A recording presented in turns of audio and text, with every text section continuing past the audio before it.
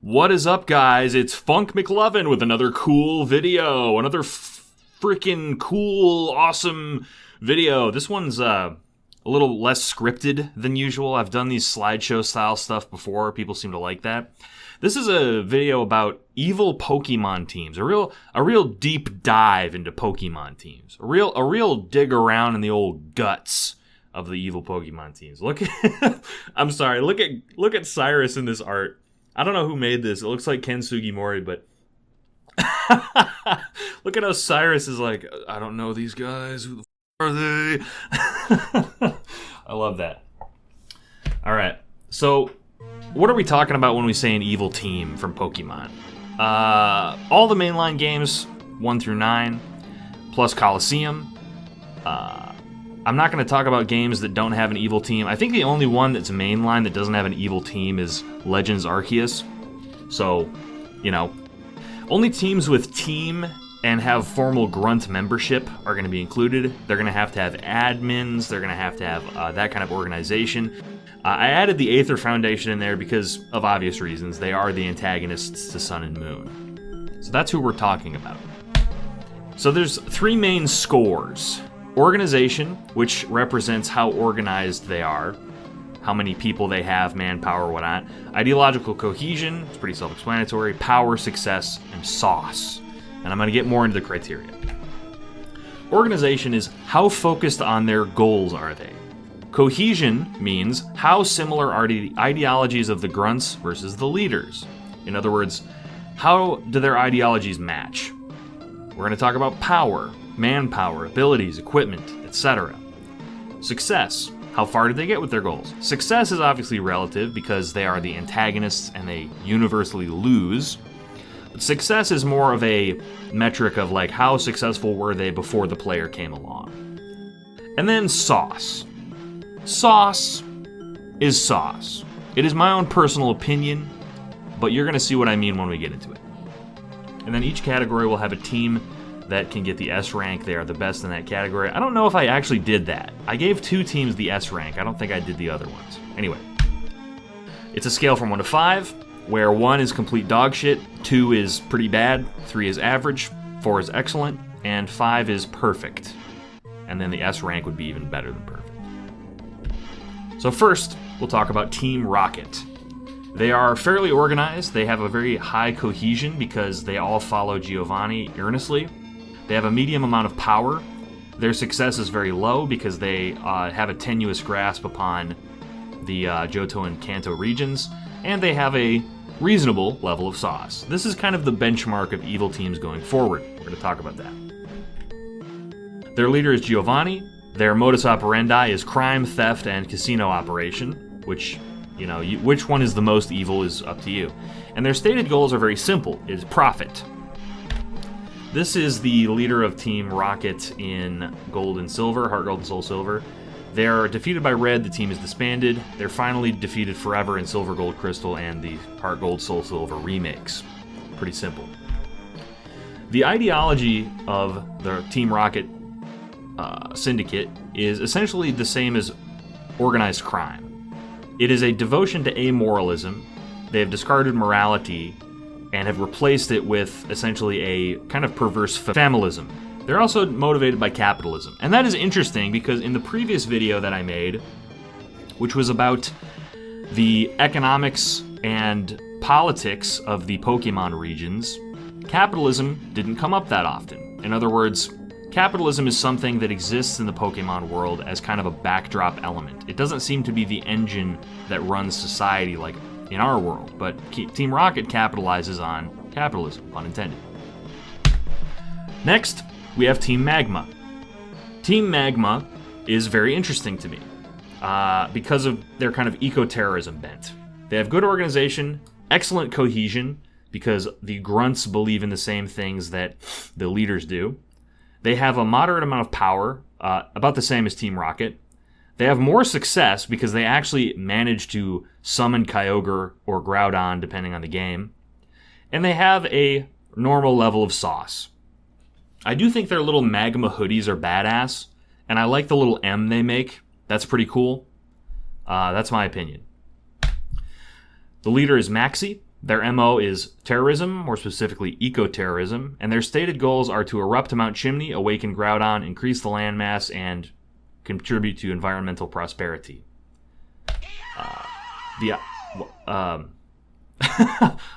Where did I get this 3D model? Their ideology is essentially the same as real-world environmental extremists, which, in my opinion, kind of makes them based. They're environmentalists, or at least they have some kind of perverted version of environmentalism where they want to expand the landmass. Now, why they want to do this is anyone's fucking guess, because it seems like everyone's having a good time in Hoenn, where they operate. It seems like they're just having fun there. They're using direct action to do this. They're trying to take over, for instance, the Slateport market. Or not the market, but the Slateport shipping yards. Next, we'll get into Team Aqua. And I gave Team Aqua a little different scores. Their organization is the same. Their cohesion is the same. Their power and success are very different. But they have less sauce. And I think they have less sauce because, in general, expanding the landmass is a good idea because we live there. But expanding the ocean, which is Team Aqua's goal, is kind of stupid because we can't live there. So, make of that what you will. The leader is Archie. The MO is terrorism. They want to expand the sea, fill Mount Chimney with water, and expand the oceans. They're the same as Magma, but more stupid. That's why I discussed Magma first. So I'm not going to have another slide devoted to Team Aqua. Next, we're going to talk about Team Cipher and Team Snag'em, and the image that I grabbed was really crusty. Let's take a minute to observe this very excited, very crusty individual. Now, the reason I included Team Snag'em is because I think they are a standout in the Pokemon series for evil teams. They have a great deal of organization, a normal amount of cohesion, a great deal of power, a great deal of success, and a normal amount of sauce. They are kleptocrats. They're in charge of the Ore region in Colosseum. And they also have subordinate gangs. You see Mirror B on the left is part of actually a different gang called Team Snag'em. Compared to Rocket, they are like a version of Team Rocket on steroids. Their goal is power over the Ore region and supremacy via shadow Pokemon. Beyond that, it's kind of vague, but that's the basics. Team Galactic. Team Galactic is the first evil team that I think has some interesting stuff going on. Some really cool stuff, some real ideological stuff that we can sink our teeth into. They have a great deal of organization, seemingly a great deal of cohesion. In other words, they are kind of nihilistic, which is very similar to their boss, Cyrus. They have a moderate amount of power, probably on the level of Team Rocket or Team Magma. They reach a high level of success, much like Team Magma, because they actually succeed in summoning Giratina, Dialga, or Palkia, depending on the game. And they have a lot of sauce. Now, a lot of people over the years have made comments, have made concerning comments about the bowl cut. And I'm sorry, the bowl cut is fresh. I don't care what you fucking say. I'm right. The bowl cut is fresh. Look at these guys. They look fresh as hell. They got a curtain of hair. They're all sort of uniform. It's unisex. And it underlines the idea of Cyrus, which is, very bland, very gray, but very organized. I like it. A lot of people don't like the bowl cuts. They think it looks stupid. They think there have been memes about Coconut Head, but I disagree. I think they look cool. I gave them a lot of sauce. This is Cyrus. He is 27 years old. Please remember that. That is going to become very, very important later on in the video. He is 27 years old. Look at him. He has seen some shit if he is 27 years old. I am around that age, and I do not look like that.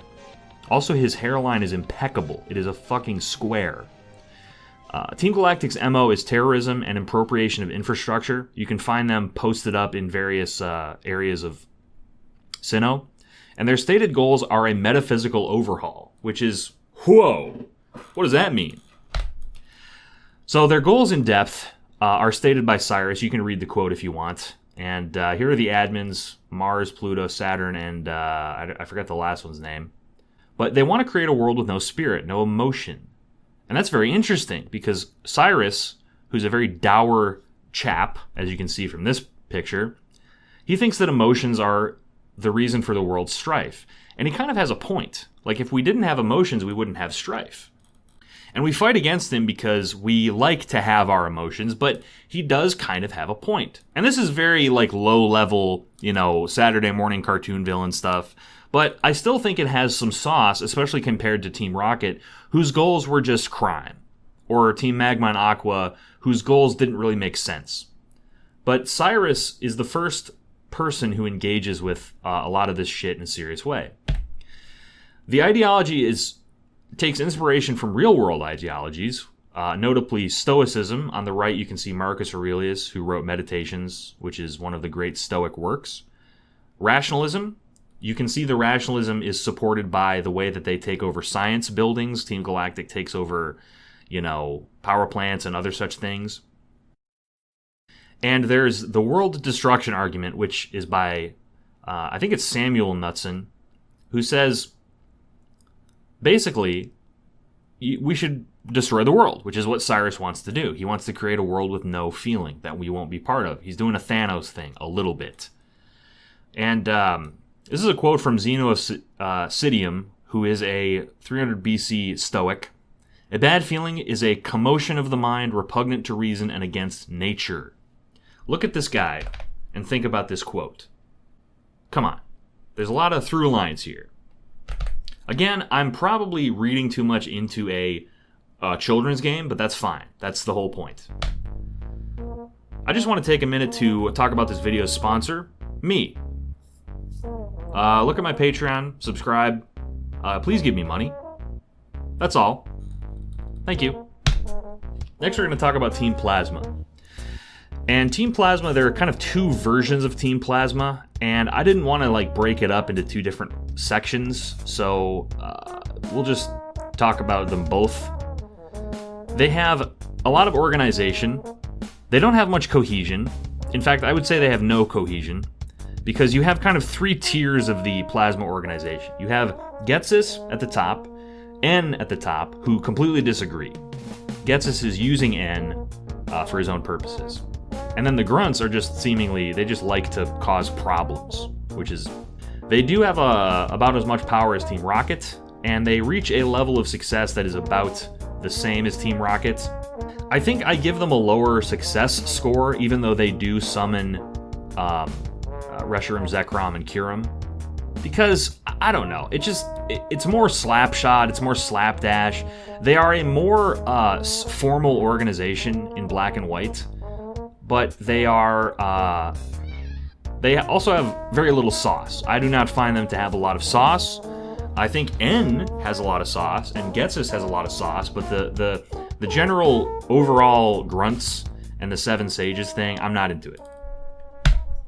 So there's two leaders, as you can see, Getsis and N. These are Getsis and N from Pokemon Black and White 2. And the leader post-defeat is a man named Colress, who we'll see in a minute. And their MO is terrorism and rallies. So they are actually trying to spread some kind of ideology to the people instead of just being an insular group. So they're doing outreach. Their stated goals are Pokemon rights, and their stated goals post-defeat are regional supremacy by using Kyurem to freeze the whole place.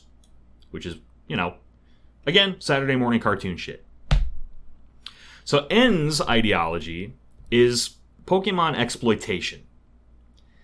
He essentially wants to stop people from using Pokemon. And this has a lot to do with animal rights in our world, or vegetarian and veganism in our world, where we exploit animals in a very similar way. Pokemon are animals of the Pokemon world. And they have some differences between animals and humans, because we have Pokemon like Alakazam who are sapient, or Gardevoir who just looks like a woman. But he does kind of have a point that humans exploit Pokemon, and we see owners of Pokemon who abuse them in the games and in the series, in the animated series. So he's not wrong. Again, much like Cyrus, he's kind of off the mark, but he has a good point. And I think what's interesting is they don't completely discard this point by the end of the game. Next we have Ghetsis, whose ideology is very different. His ideology is human supremacy. He wants to be the only one with Pokemon, and he is monarchist. He wants to be the king of the world. His name is G. Cis Harmonia Gropius, and I think that's probably the stupidest name I've ever heard in my entire life. And this is from me, who thought the Galactic bowl cuts looked good. So you know that Ghetsis is real. If my name was G. Cis Harmonia Gropius, that sounds like a Tumblr URL, folks. That's not good. I would call myself something else too. N's name is a little better, Natural Harmonia Gropius. But Gropius, what is that? What does that mean? Gropius? If someone told me that was their name, I'd call HR, okay? So finally we have Colress, whose ideology is very different. Basically, he's more of a science guy. He's a science boy. He likes science, and the idea of that is that science can also be used for evil. Now, overall, I think we have some things to learn from Team Plasma. All three of these ideologies come off as, like I said, Saturday morning cartoonish, but what's interesting is Plasma has 3 different leaders with 3 different ideologies. In other words, Team Plasma is something that surpasses these 3 ideologies. Team Plasma is a group that has grunts, it has admins, and it has leaders who kind of disagree over what it is. So Team Plasma is a much more vague idea than other teams. Other teams are essentially just representations of certain evil tendencies. But Team Plasma is much more complex and much more nuanced, and I find that very fascinating, especially because you have to play through 2 games to understand it all. I think Pokemon Black and White 2 is Pokemon storytelling at its finest, and it's not really replicated until Sun and Moon, and I don't think it's been replicated again.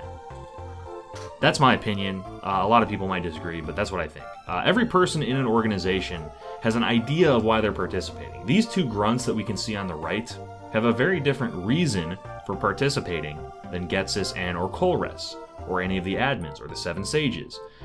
And we even see, what are they called? The 3 shadows. The 3 shadows are 3 individuals who Ghetsis saved. He saved their life, and there's no indication in the game that this is a lie. So Ghetsis, even though he's an evil rat bastard, saved someone's life. That's kind of interesting. There might have been more to that. I don't remember. It's been a while since I played these games. I did a lot of brushing up on the Bulbapedia wiki. So shout out to the Bulbapedia wiki for this. Next we have Team Flare. And Team Flare is very disappointing because it has some interesting inspirations. It has normal organization. It has a low level of cohesion because the grunts just don't seem to give a fuck. They just seem to want to wreck things. They have more power because they are backed by Lysand or Lysange or however the hell you say his name. Lysand. He has more power because he's an established CEO or something. They have very little success and a very little sauce. 0 sauce. Look at this color palette, folks. This makes me want to squint. I do not like this. Also, the belts. What are the belts? What are those? Look at it. It's like, I don't mind a bright colored suit, and I don't mind a bright colored like sort of glasses. There's just too many weird elements. Whenever I look at Team Flare, I think to myself, all of the times that I've worn something brightly colored and all of the like shit that gets on it immediately. I have cats. I think about these things. So here we have Lysand. And his MO is corporate infiltration and kind of just causing the usual problems. His stated goals in Pokemon X are immortality, and his stated goals in Y are eugenics, which is very surprising for a Pokemon game. I will say, Pokemon X and Y kind of suck, but like they did some shit here. I don't know if they did some good shit, but you know, they did something. So let's talk about the ideology.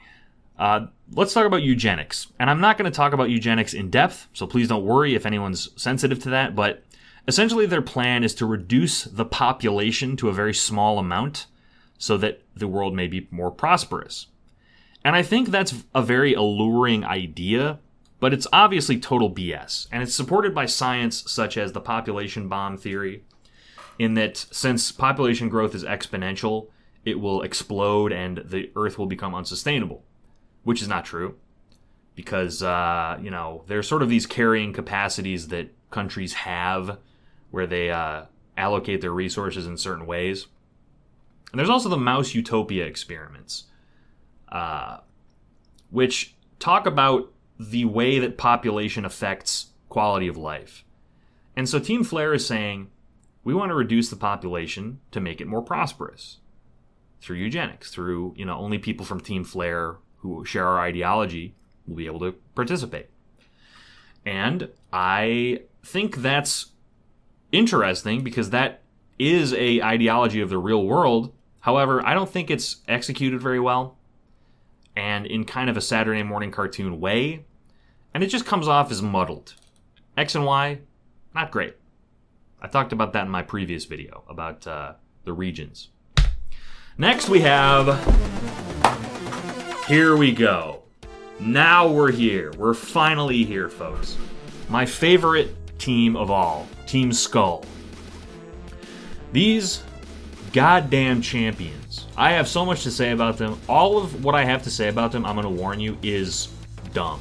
It is fully stupid. It is head-ass material, but you're going to listen to it because you clicked on this video. They have no organization. Zilch. There's a part in Pokemon Sun and Moon where they're yelling at a stop sign. They have impeccable cohesion because they all love Guzma. Every single one of them loves Guzma. They think that he's going to deliver them. They don't have much power because they're just a delinquent gang. And they basically have no success. They just get shit on constantly. But that makes them an underdog, which makes them cool. And guess what? They have the sauce. They have S-tier sauce, my friends. They have the most sauce of anyone. Look at them. This is cool. The monochrome design, the pink and blue complementary hair, the little bandanas, the masks, so much of the huge medallions. Look at this. Oh, man, they're so cool. I want to be in Team Skull. It would be fun to be in Team Skull. That's what I'm saying when I say they have excellent sauce. Here's the main man, Guzma, big bro. The big cheese. The head monkey in charge of all the bananas. Their MO is delinquency, but even that, not really. They're just chilling. Their stated goals, they just want to chill. They just want to, have fun. They want to live. They want to exist. So their ideology is anti-commercialism. They resist kind of commercialism. Their garb is very simple. They have a very distinct style. Self-determination. They come from a very bad part of Alola. In other words, a underserved community. So they want to advocate for themselves. Political protest. That goes into self-determination. There's a theme of rap, and there is a community empowerment theme. Team Skull is working for each other. They are helping each other. And outsiders are not treated with scorn. They are treated more with suspicion and real world stuff. This is the first time that Pokemon really grapples with this idea of it's the first time they struggle with an underclass. And it is really interesting because they don't just go for like the woe is me style of underclass. They have these people who have a very distinct style. They advocate for each other. They have a leader who is just always passionately defending them. And they have Plumeria, who exists, and she's also cool. I don't know, she's just kind of an extension of Guzma. I think she's really awesome. She has some cool style things. And the next slide, I'm going to warn you, is fully dumb. It's fully stupid. But you're going to enjoy it, and you're going to, hear me out. A big theme in Kendrick Lamar's music is the ideas that I just said. Essentially, anti-commercialism, self-determination, political protest, rap, and community empowerment. Other rappers, I just use Kendrick Lamar because a lot of people know about him. He's one of the greats, and he's the most likely for people to know. That's why I'm quoting him. There is a response to disenfranchisement that you're supposed to have, essentially, which is you're supposed to be woe is me, you're supposed to be down on your luck, you're supposed to be sad. However, a lot of people who are disenfranchised in America, whether they be black or white, want to self-determine. They want to say, no, not woe is me. I'm going to advocate for myself. We're going to do mutual aid stuff. Look into the Black Panthers, look into this kind of thing, but I find this theme incredibly resonant. As someone who, myself, grew up basically lower class in a crappy little small town America, there is a really strong sense of desiring freedom, even though you have kind of an underclass status. And a lot of people are coming into contact with this nowadays. I find Team Skull incredibly resonant. I find them very funny. And again, I'm probably taking this way too seriously, but that's what I do. So, next we have the Aether Foundation. Tell me something. Why do they need so many pockets? How many pockets does this girl have? She's got 1, 2, 3, 4 big old honkin' pockets. I think 2 of her pockets are connected to her leggings. Or no. Those aren't her leggings. Those are like, she's probably wearing like, what the fuck is this outfit? That guy's wearing like a little onesie? How does he get into that? This makes no sense. But anyway, they have the most organization of any evil team. They have a whole goddamn island. They are beyond successful. They have a great deal of cohesion. I'm going to explain that in a minute, but Lusamine, she exerts a great deal of power over her people, but they all seem to believe in her, which is interesting. They have an immense amount of power for the same reason as organization, and they have an immense amount of success. They are one of the teams that essentially succeeds in everything they want up until the very end when they get defeated. And they have a high level of sauce. So they are one of the higher level teams in this video. The leader is Lusamine, and she is over 40 years old. Now please remember that Cyrus, that tired-looking old man, was 27, and this is a 40-year-old woman. I don't know what Pokemon is trying to say with this, but, that's interesting. Also, she's giving me Ragyo vibes from Kill la Kill. I'm sure that's been said before. Their modus operandi is operating a science concern. The middle island of Alola is entirely theirs. Their stated goals are the research of the Ultra Beasts, and their real goals are the exploitation of Ultra Beasts. Their ideology is science. They are very similar to Colress, but this theme is more developed. Lusamine used to be benevolent until her, I think it was her husband left or something, and he started the Poképelago. But the admins follow Lusamine. They seem to believe in what she believes in.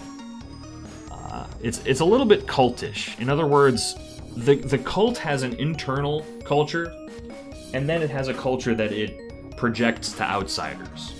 And in Lily, who escapes the cult, they are constantly trying to recover her. So this has 2 themes. The theme of cultish behavior being bad, and the idea of has science gone too far, with when Lusamine combines with Nihilego, which is very interesting. It's an interesting theme. I don't have much to say about it because the Aether Foundation is probably the most Saturday morning cartoon villains of the bunch, other than maybe Team Rocket. But that doesn't make them bad. It's just, it makes them more straightforward. Okay. I got bad news. The last 2 Pokemon generations have made a mockery of the evil team system, so I don't have much to say about these teams. First, we have Team Yell. Team Yell, moderate organization, a great deal of cohesion, not a lot of power, not a lot of success, because they want Marnie to be the league champion, and well, guess what? She's not. It's the protagonist. And they have no sauce. Their outfits are kind of cool. They would be a lot better on I don't know, it just doesn't do anything for me. It could be cool if it wasn't based on such a stupid idea. The main figure is Marnie. They want Marnie to win to get credit for Spike Myth. The leader is Pierce, who is Marnie's brother. Their MO is hooliganism, we'll get into that in a second, and their stated goals are to help Marnie become the champ, which obviously they do not succeed with. I don't know. Yeam Yell, not my favorite. I don't have a lot to say about him. Sword and Shield were a big disappointment to me, as it was for many people. So I'm not going to be too down on them. But they have a very obvious inspiration, which is basically football hooliganism. The idea of Galar is that it's based on Britain. And in Britain, you have this concept called football hooliganism, which are people who follow football teams who essentially go around wrecking stuff on behalf of those football teams. If that sounds stupid or dumb, it is. However, I want you to think about the last time that you as an American heard about a college town like setting couches on fire because their team won homecoming. Like, this is a British phenomenon, and it does have more, like, grown adults participating in it, but in America we have a very similar culture surrounding American football. But it's basically just, you know, a watered-down version of football hooliganism. So these are some real football hooligans. As you can see, they are more, shall we say, adult than American football hooliganism. And they are more adult than Marnie's entourage, and, you know, we're just gonna, like, take in this picture. I think it's very funny. Just a bunch of guys wrecking shit for football. I love the human race. I don't know if I don't know if I sound sarcastic. I'm not. This is hilarious to me. Okay, now we have the bottom of the barrel. Team Star. I'm not even gonna worry about Team Star. This is like a joke to me. This is bullshit. You know, Team Star, the admins have cool designs, cool fights in Scarlet and Violet, but this is not an evil team. This is not good, folks. This is like, I don't know. The evil teams in Pokemon have gone so downhill. It sucks. I hate even looking at them. They just look so bad. I mean, compared to this, Team Yell is like Gucci.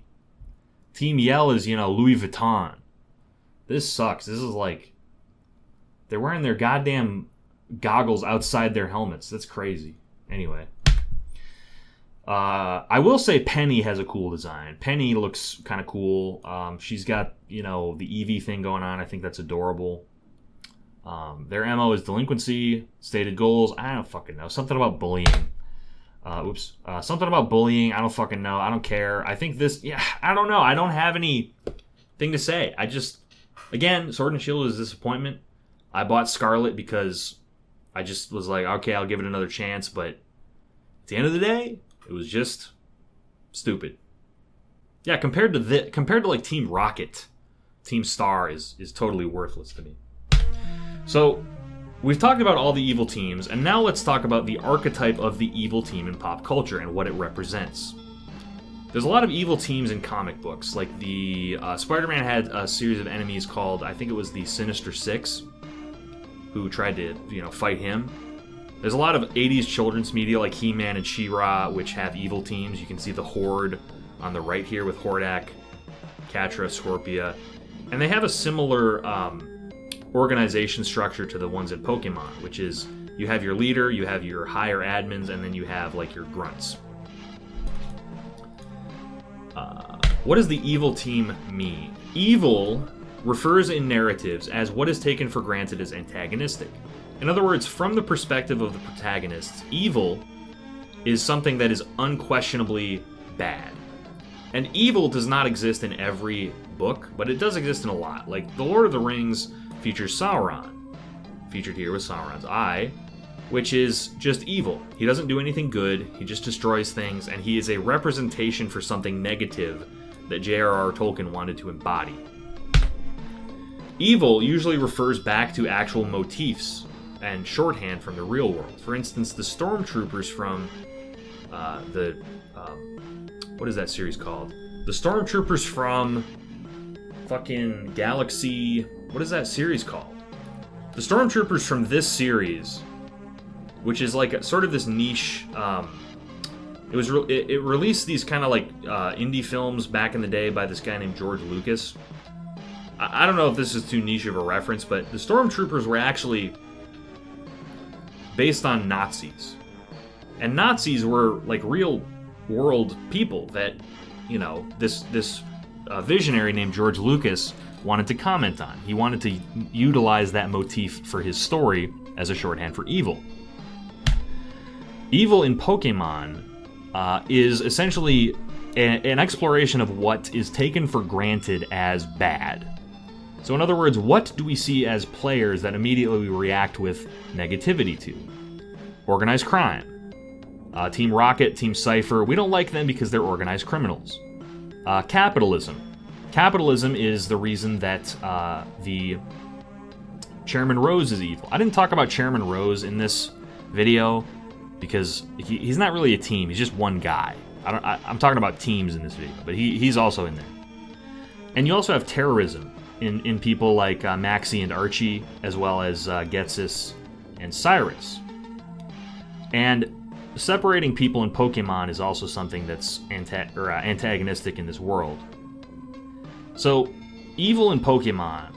What is evil about Team Rocket? What is evil about Maxie and Archie? What is evil about Lysandre?